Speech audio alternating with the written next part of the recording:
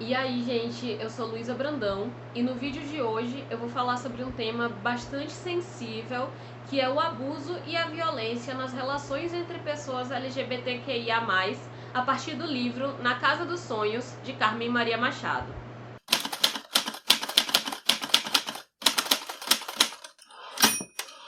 Antes de começar o papo, eu quero pedir a você que ainda não é inscrito para se inscrever aqui no canal, deixar o like e comentar o que é que você achou do vídeo. Isso é muito importante para fazer com que esse conteúdo chegue para mais pessoas.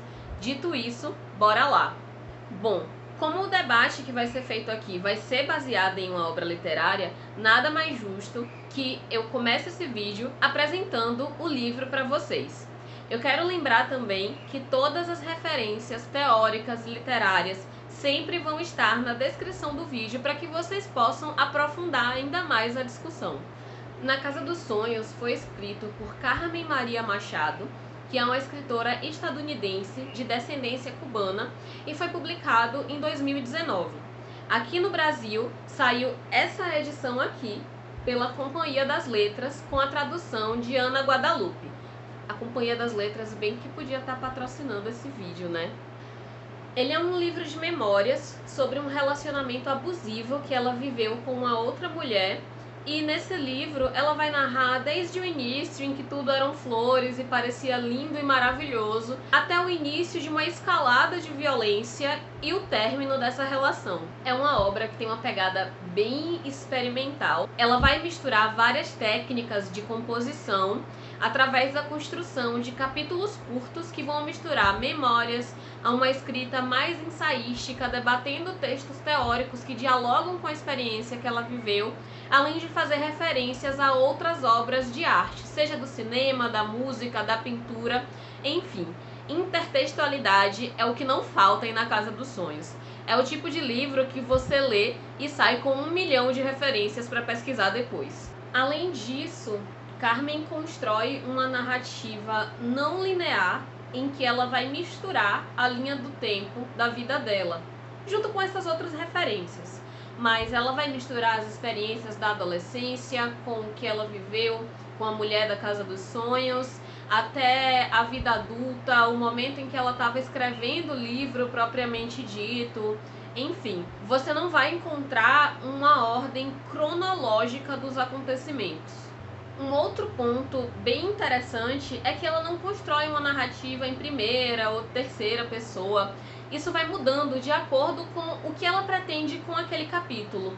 Quando ela fala da experiência anterior ou posterior à Mulher da Casa dos Sonhos, ela usa a primeira pessoa do singular.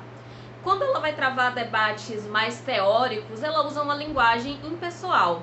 E, durante a narração das experiências com a mulher na Casa dos Sonhos, ela utiliza a segunda pessoa do singular. E é a segunda pessoa do singular que vai predominar na obra. E vai começar quando ela apresenta a Casa dos Sonhos da seguinte forma. Suponho que você já tenha ouvido falar da Casa dos Sonhos, não é mesmo? Ela é, como você sabe, um lugar real. Ela para em pé, fica perto de uma floresta e faz fronteira com o pasto.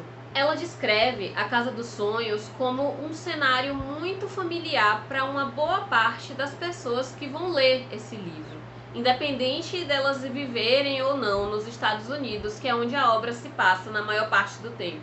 Quando Carmen narra o abuso que sofreu no relacionamento da mulher da Casa dos Sonhos, o uso da primeira pessoa faz com que as leitoras que já foram vítimas de abuso, no caso, a maioria das mulheres, enxerguem a si mesma naquela história por conta da semelhança da experiência vivida. Então isso gera ainda mais identificação.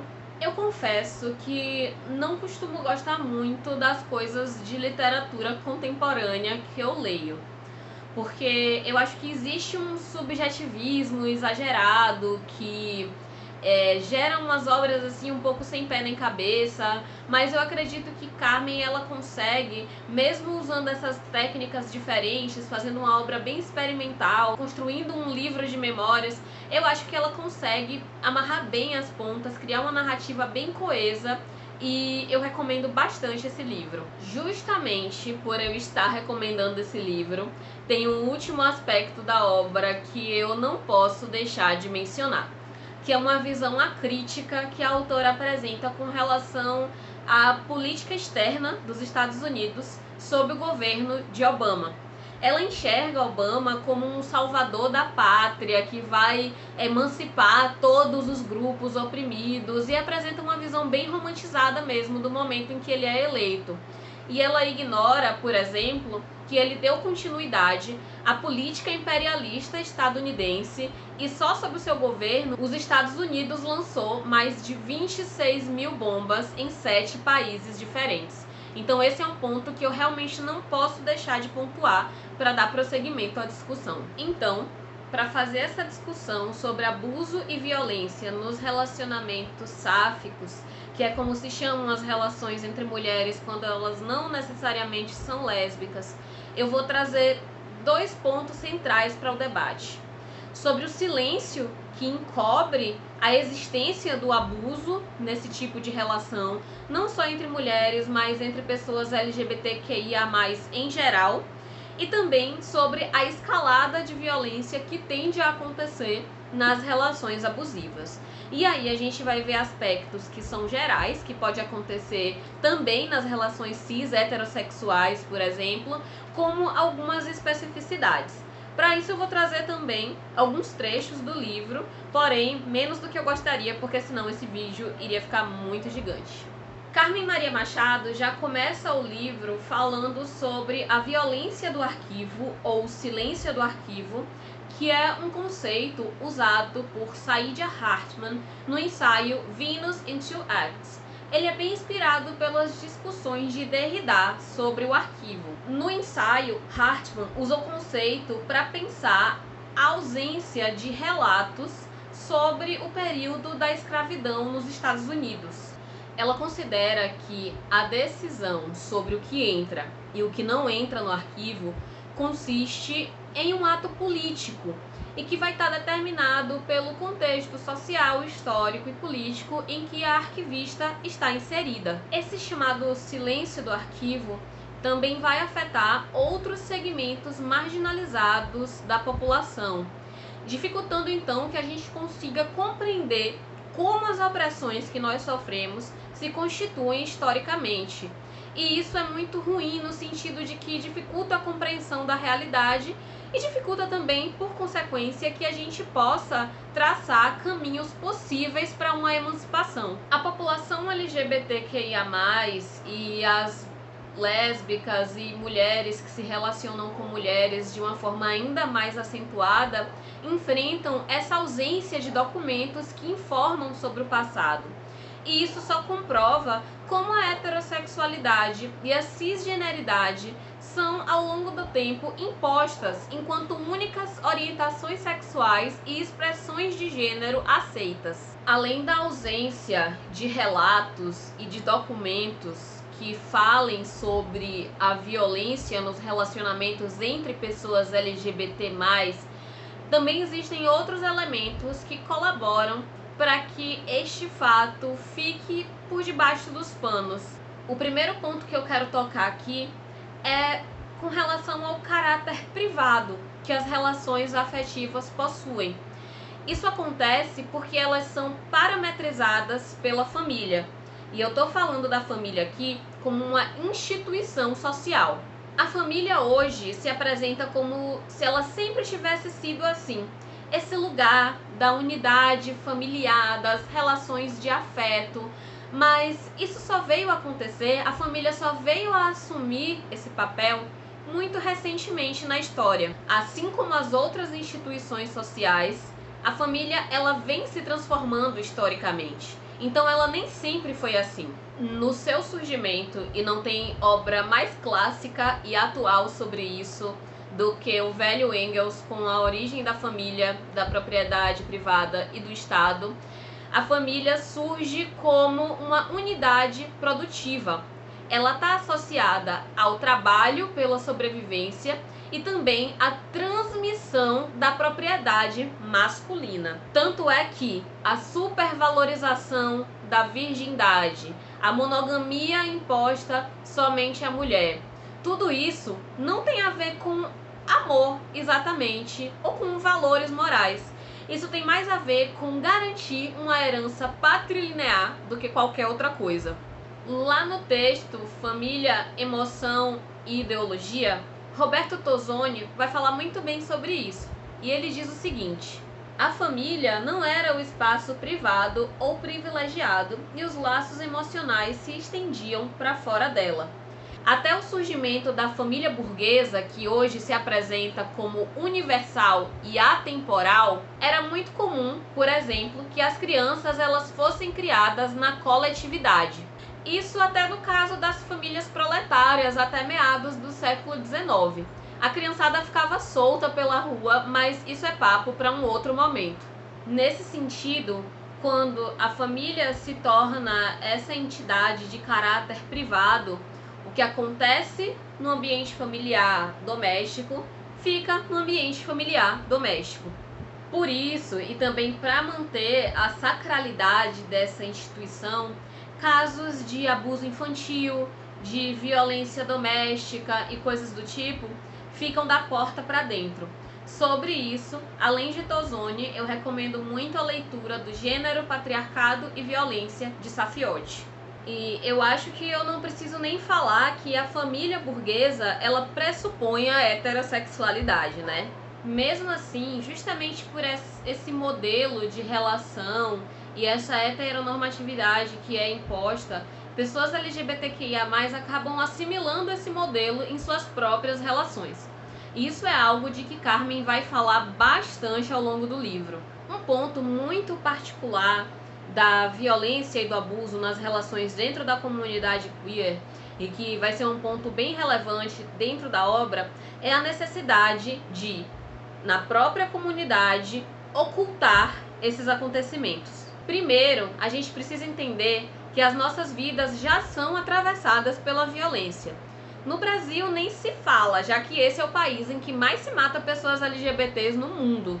Essa violência é promovida pelo Estado, disseminada entre os próprios membros da classe trabalhadora e completamente naturalizada. Tem até um momento no livro em que um cara bêbado agarra a Carmen pelo braço quando ela tá passeando ali com a mulher da Casa dos Sonhos, que foi a primeira namorada dela. E a namorada responde assim, depois do episódio: eu sei que pra você isso é novidade, mas eu já saí com muitas mulheres e isso faz parte. Esse é um risco que a gente corre. Além disso, é muito comum, principalmente no âmbito da cultura, uma vilanização das pessoas LGBT+, e isso acaba afetando também o imaginário social. Se a gente perceber, até alguns anos atrás, as pessoas LGBTs, lésbicas, gays, transexuais, bissexuais, praticamente só eram representadas de dois modos: ou enquanto uma personagem cômica ou enquanto vilã. Inclusive tem um capítulo no livro chamado Casa dos Sonhos como vilania queer. Por se tratar de uma parcela da população que é estigmatizada, o debate acaba ficando travado dentro da própria comunidade por um receio de reforçar esse estigma ainda mais. Se para mulheres heterossexuais já é tão difícil denunciar, as mulheres que se relacionam com outras mulheres encontram uma dificuldade ainda maior. Eu encontrei muito pouca literatura sobre isso em português, então eu me baseei em algumas produções, principalmente dos Estados Unidos mesmo, que estão escritas em inglês. E um deles é um livro que foi escrito por duas advogadas, chamado Same-Sex Violence: Strategies for Change. Na introdução, as autoras vão dizer o seguinte: ao passo que existe certa estrutura, seja através de políticas públicas ou de movimentos sociais, para acolher e lidar com as agressões sofridas por mulheres heterossexuais, e isso principalmente aqui no Brasil é bastante insuficiente, o que a gente já tem, as lésbicas e mulheres bissexuais vão encontrar dificuldades ainda maior. Elas vão precisar lidar com a hostilidade de profissionais da saúde, de psicólogos, das cortes, da própria população civil, das organizações que lidam com a violência doméstica e da própria comunidade LGBTQIA+. Isso torna todo o processo muito mais difícil e desgastante, porque além de lidar com o despreparo das instituições, essa pessoa vai ter que lidar também com as consequências de estar fazendo uma espécie de propaganda negativa para uma parcela da população que já é marginalizada. Então, existe uma certa lealdade. Tem um momento em que Carmen fala no livro sobre um dos primeiros julgamentos de violência numa relação entre mulheres que foi levado lá nos Estados Unidos. E os jurados heterossexuais tiveram que convencer a única jurada lésbica a considerar a ré culpada, porque ela não queria prejudicar uma irmã. E aí eu pergunto, a mulher que foi abusada também não era uma irmã? Apesar dessa suposta lealdade, mesmo dentro da comunidade, ela acontece de forma seletiva. Tem um ponto muito interessante que Carmen levanta no livro, que é o seguinte: pessoas queer também decepcionam umas às outras. Parece uma ideia óbvia. Não é surpresa nenhuma para indivíduo queer, não brancos ou trans, por exemplo, que a lealdade dentro da comunidade tem limites muito demarcados, ainda mais quando se questiona a hegemonia do Estado. Além disso, pessoas homossexuais e transexuais que não se relacionam de acordo com os parâmetros da heteronormatividade geralmente lutaram muito para poderem assumir quem elas são. E muitas vezes às custas de se assemelhar a essa norma, a esse modelo da família do comercial de margarina. Então, muitas vezes, admitir a violência, até mesmo quando se é a própria vítima, é muito mais difícil. Passando para o segundo ponto da discussão, acho importante mencionar que essas relações que tomam contornos violentos acabam seguindo uma escala progressiva e gradual de abuso. Pode começar com um comentário sobre uma roupa, ou a pessoa dizendo que não quer que você ande com fulaninho porque essa pessoa vai dar em cima de você, ou até mesmo de vez em quando as pessoas agir de uma forma violenta em um determinado episódio e fingir que nada aconteceu. Tem um outro livro, também em inglês, que eu vou deixar aqui na descrição, em que a autora vai listar, na introdução, alguns tipos de violência que são comuns nessas relações. E eu vou ler aqui uma tradução bem tosca minha, que vocês podem buscar lá no original. Os tipos de violência relatados em relacionamentos gays e não gays vão desde o abuso sexual, ameaças verbais, humilhação pública, destruição da propriedade individual, perturbação dos padrões de sono e alimentação, isolamento, abuso infantil, violência contra animais domésticos, até o abuso físico e sexual, empurrões, arranhões, estupro, até tortura e atitudes que colocam a vida da vítima em risco, queimar com cigarros, atirar, esfaquear. Apesar da gente encontrar esses pontos em comum da violência, existem algumas particularidades que configuram os relacionamentos entre pessoas LGBTQIA+, além das que eu já mencionei anteriormente, que acho que é importante colocar aqui também. O primeiro ponto, que não faz parte da experiência de Carmen, mas que eu acho interessante de trazer, é que existe uma ferramenta de controle que é a de expor a sexualidade do outro. Às vezes a pessoa não é assumida na família, ou no trabalho, ou em algum outro ambiente, e a pessoa abusadora usa desse recurso para controlar a outra. Um outro aspecto, e esse sim é bastante tratado no livro, é que o abusador ou a abusadora pode invalidar as reclamações da pessoa abusada com relação a atitudes dela, afirmando que ela não tem experiência nesse tipo de relação e que essas relações são assim mesmo. Carmen já inicia a relação com a mulher da Casa dos Sonhos em uma certa posição de desvantagem. Ela é uma mulher fora dos padrões estéticos e a namorada se encaixa mais nesses padrões. e ela acabou assimilando que a mulher da Casa dos Sonhos praticamente faz um favor em estar com ela. Tem um trecho em que ela deixa isso bem evidente. Parte do problema foi que, como uma mulher gorda e esquisita, você sentiu que teve sorte. Ela fez o que você queria que milhares de outras pessoas fizessem. Passou por cima dos indicadores aleatórios de status social e enxergou seu cérebro, seu imenso talento, seu raciocínio rápido e a agressividade que você reservava a gente babaca. Apesar de já ter ficado com outras mulheres, ela foi a primeira namorada de Carmen. E aquele lance da inexperiência aconteceu com ela. Eu separei um trechinho em que ela diz o seguinte: então, quando ela chega dizendo que namorar a mulher é assim, você acredita nela. E por que não ir acreditar? Você confia nela e não tem nenhuma outra referência. Você passou a vida inteira ouvindo seu pai falar da emoção, da sensibilidade das mulheres. Ele nunca falava exatamente como se isso fosse ruim, embora sempre ficasse subentendido que talvez fosse. De repente, você se pega pensando se está diante de evidências que comprovam a teoria dele.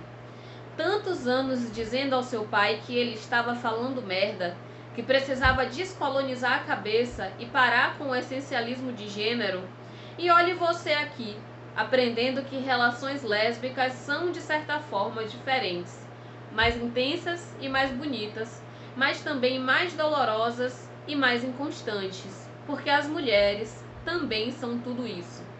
É importante ressaltar aqui que as mulheres são tudo isso, mas não por razões naturais.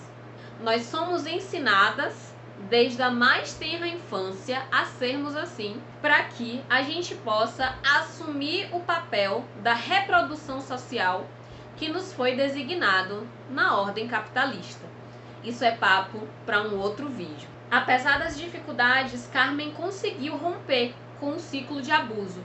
Hoje em dia, ela é casada e feliz. Não vou dizer com quem, porque isso seria um spoiler, mas é importante a gente ter em mente quais são os elementos que constituem, o abuso nas relações entre pessoas LGBTs e o porquê de ser tão difícil falar sobre isso. Não é fácil romper o ciclo de abuso quando se tem toda uma estrutura social que coloca isso para debaixo do tapete e que impede que o debate seja feito e que elaborações sobre isso sejam feitas para que a gente possa, assim, alterar a realidade. É com essas reflexões que eu termino o primeiro vídeo. Eu espero que vocês tenham gostado e até o próximo!